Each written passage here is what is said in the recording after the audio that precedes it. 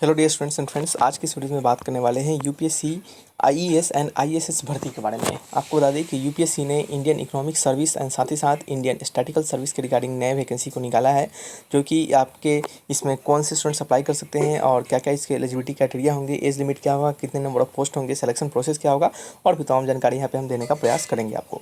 तो सबसे पहले चलते हैं शॉर्ट इन्फॉर्मेशन में। आपको हम इंपॉर्टेंट डेट्स की ओर ले चलेंगे और बताएंगे कि इस फॉर्म्स के रिगार्डिंग इंपॉर्टेंट डेट्स क्या होंगे। इंपॉर्टेंट डेट्स जो होंगे स्टूडेंट्स, ये आपके 19/4/2023 से एप्लीकेशन स्टार्ट होगा भरना। यानी कहने का मतलब है कि एप्लीकेशन आपका 19/4/2023 से एप्लीकेशन स्टार्ट है भरना और आपका इसका लास्ट डेट जो होगा वो आपका कितना होगा 9/5/2023 और फ़ी पेमेंट का लास्ट डेट भी 9/5/2023 होगा। करेक्शन डेट भी आपको समय मिलेगा 10 से 16 मई के बीच में करेक्शन करने का समय दिया जाएगा आपको। एग्जामिनेशन डेट 23/6/2023 होगा, क्योंकि ये यूपीएससी एग्जाम ले रहा है तो स्वाभाविक बात है कि एग्जामिनेशन डेट पहले से वो फिक्स करके रखता है। एग्जामिनेशन का एडमिट कार्ड जो होगा वो आपको 48 घंटा पहले आपको मिल जाएंगे। एप्लीकेशन फ़ी के बारे में बात करें तो जनरल ओबीसी के लिए 200 रुपीज़ फीस लगेंगे और एसटी एससी पीएच और सभी फीमेल कैटेगरी के लिए कोई फ़ी देने की ज़रूरत नहीं है। ठीक है, फ़ी को आप क्रेडिट कार्ड, डेबिट कार्ड और नेट बैंकिंग के थ्रू दे सकते हैं, ऑनलाइन ऑफलाइन मोड में। ठीक है, चलिए बात करते हैं यहाँ पे जो पोस्ट है वो कितने पोस्ट के लिए वैकेंसी को निकाला गया है। तो टोटल देख सकते हैं 51 पोस्ट के इस वैकेंसी को निकाला गया है। यहाँ जो वैकेंसी है वो 2 पोस्टों के लिए है। पहला इंडियन इकोनॉमिक सर्विस आईईएस और दूसरा है इंडियन स्टैटिकल सर्विस यानी आईएसएस। आईएसएस और आईईएस 2 पोस्ट है। आईईएस के लिए 18 पोस्ट है और आईएसएस के लिए 33 पोस्ट है। एज लिमिट 21 से 30 ईयर दोनों के लिए रखा गया है। और जो आपके क्वालिफिकेशन होंगे, डिग्री आपके यानी एजुकेशन क्वालिफिकेशन होंगे आईईएस के लिए, उसमें पास होना चाहिए आपको या फिर आपका अपीयरिंग होना चाहिए ग्रेजुएट में और मास्टर इन इकोनॉमिक्स होना चाहिए। ठीक है, देखिए और करके लिखा है, यानी कहने का मतलब है कि यदि आपके पास पोस्ट ग्रेजुएट का डिग्री है या फिर पोस्ट ग्रेजुएट में आप क्या है अपीयरिंग में है यानी फाइनल ईयर में है। ठीक है, या फिर आपके पास मास्टर डिग्री है इकोनॉमिक्स में, applied economics, business economics, econometrics from any university, तो आप इस फॉर्म को भरने के लिए एलिजिबल होंगे।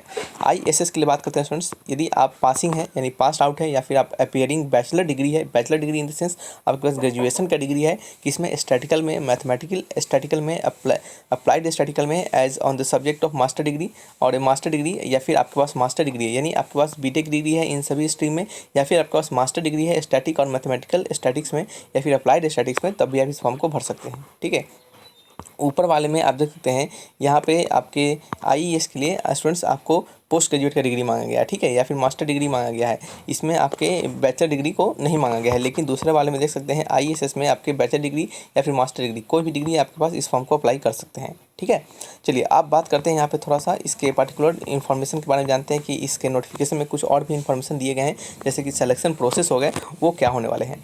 तो जल्दी से सिलेक्शन प्रोसेस को कवर करते हैं और आपको बताते हैं कि सिलेक्शन प्रोसेस स्टूडेंट्स आपके यहाँ पे क्या रहने वाले हैं। सिलेक्शन जो होगा वो इसमें 2 पेपर में आपकी एग्जामिनेशन होंगे। आपको बताना चाहें 2 पेपर में एग्जामिनेशन होंगे और दोनों पेपर में आपके कैसे कैसे क्या होंगे उन सभी के बारे में तमाम जानकारी यहाँ पे आपको देंगे। तो ये देख सकते हैं सबसे पहले ये ऑफिशियल नोटिफिकेशन है। ठीक है, और इसके बाद हम यहाँ पे आपको सिलेक्शन प्रोसेस बताते हैं। ठीक है, चलिए स्टूडेंट्स, तो आप देख सकते हैं यहाँ पे आपके सिलेक्शन प्रोसेस है। आप स्टूडेंट्स बता दें कि इस पीडीएफ को लेने के लिए आप क्या कर सकते हैं, हमारे टेलीग्राम चैनल को ज्वाइन कर सकते हैं, जो कि लिंक डिस्क्रिप्शन बॉक्स में दिया गया है।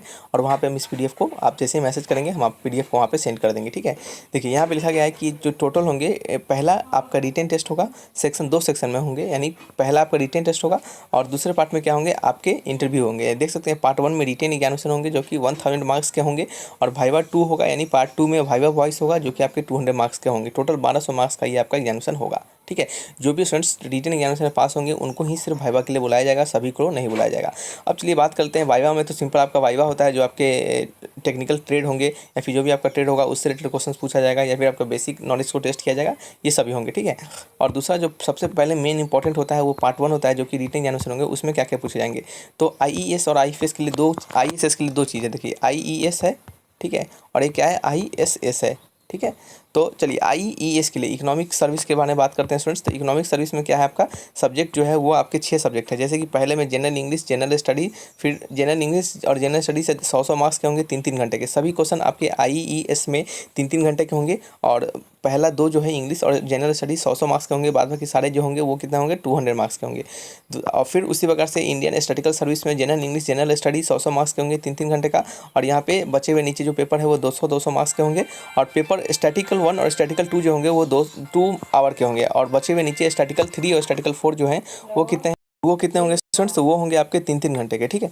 और आपको बता दें कि ये जो स्टैटिकल पेपर 1 और स्टैटिकल पेपर 2 है, ये आपके सिर्फ ऑब्जेक्टिव होंगे, बाद बाकी जो स्टैटिकल 3-4 जो है वो क्या होंगे, डिस्क्रिप्टिव पेपर होंगे।